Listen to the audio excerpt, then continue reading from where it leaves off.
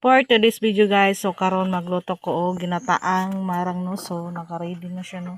Gilataan ako ang gulay nga marang. So ang kanalang lutoon na is gata na lang og ang lamas niya. So ano siya guys? Ngani ang pagkaluto sa marang ng gataan.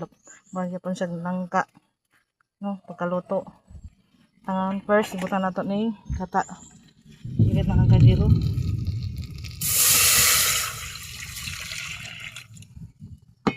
So, ang gata na lang ang lutoon nun ang mga lamas. So, wala ko'y tanglad. Wala ko nagkuwag tanglad kay sa kumaudo sa tanglad kay girigla ko ron. So, basig mamatay akong tanglad. Sayang. So, at least okay ra mo pugway tanglad kay na may daghang luya no.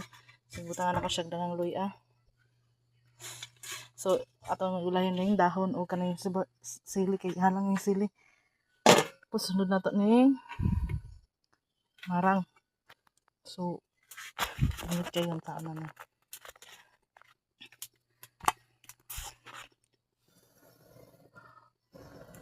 So, unahon sa natong butang asin. Ang asin sa unahon para anong lansa. Lasa niya, lansa na nun. So, ibutan ni marang.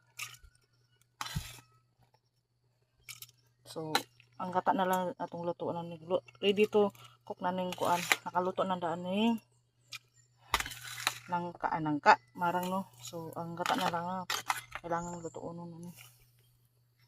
So, daghan na kayo. Ay, kugwa sa di. Aba. Daghan kayo. So, dahil tama ng video guys kay malisod kong puso niya.